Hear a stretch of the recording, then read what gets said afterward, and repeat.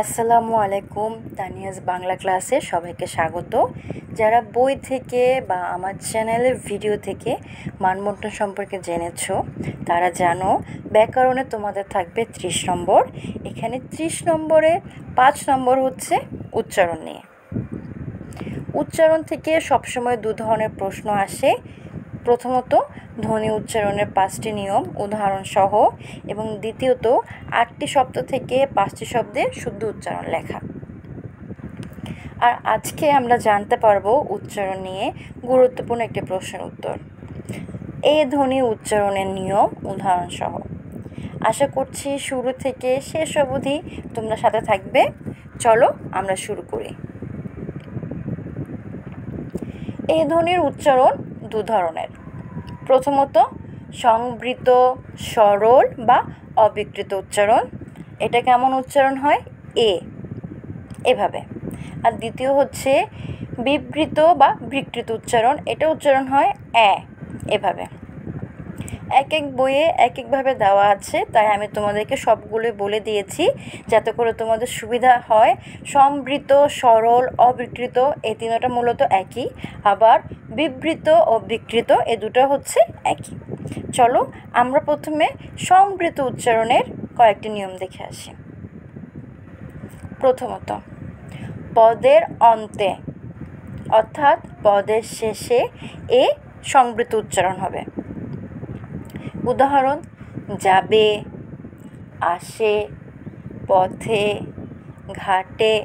একটু খেয়াল করো এখানে আমি কেমন করে উচ্চারণ করেছি দ্বিতীয়ত তৎসম শব্দের প্রথমে সংবৃত হবে। উদাহরণ মেঘ, লেশ, শেষ। এখানেও কিন্তু এমন করে উচ্চারণ হয়েছে। তৎসম শব্দ কোনগুলো?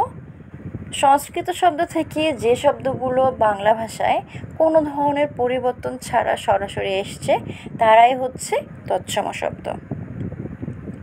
তৃতীয় নিয়ম এক অক্ষর সর্বনাম পদের সংবৃত উচ্চারণ হবে।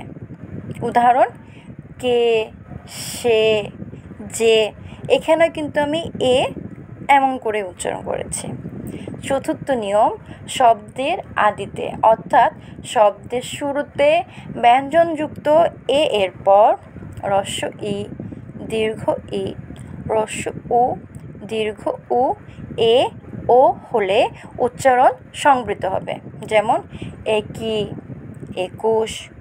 পঞ্চম নিয়ম শব্দের আদিতে অর্থাৎ শব্দের শুরুতে ব্যঞ্জনযুক্ত এর পর অন্তস্থ অ, র, ল, তালব্য স, হ হলে উচ্চারণ সংবৃত হবে অর্থাৎ এমন উচ্চারণ হবে। উদাহরণ দেশ, এরূপ। আমরা এতক্ষণ যে 5টি নিয়ম দেখেছি সেগুলো ছিল সংবৃত নিয়ম, সংবৃত উচ্চারণের নিয়ম, এবং সেগুলো উচ্চারিত হচ্ছিল এমন করে। এখন আমরা বিবৃত বা বিকৃত উচ্চারণের নিয়ম দেখব।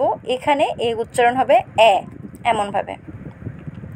প্রথমত 2 অক্ষর বিশিষ্ট সর্বনাম ও অব্যয় পদে বিবৃত উচ্চারণ হয়। যেমন কেন, এত। একটু খেয়াল করে এখানে কিন্তু আমরা এভাবে উচ্চারণ করছি। দ্বিতীয়ত খাঁটি বাংলা শব্দে বিবৃত উচ্চারণ হয়। যেমন তেলাপোকা, দেওর। তৃতীয়ত সংখ্যাবাচক শব্দে বিবৃত উচ্চারণ হয়। 1, 11। এসবগুলো কিন্তু আমরা এভাবে উচ্চারণ করছি না, আমরা করছি এভাবে। চতুর্থ ক্রিয়াপদের উচ্চারণের সময় উচ্চারণের বিবৃতি হয়।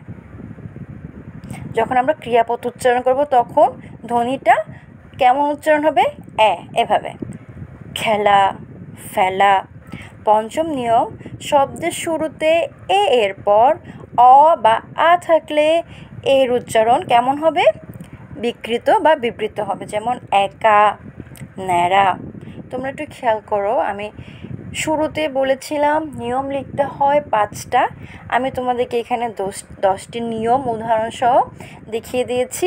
তোমরা তোমাদের সুবিধা মতো যেমন মনে থাকে তেমনি করে 5টা নিয়ম উদাহরণসহ শিখলেই হবে। আশা করি তোমাদের কারো কোনো সমস্যা হবে না।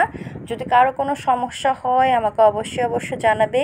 কারো কোনো প্রশ্ন থাকলে বা কোথাও কোনো কিছু না বুঝলে আমাকে জানাবে। সাথে থাকার জন্য ধন্যবাদ।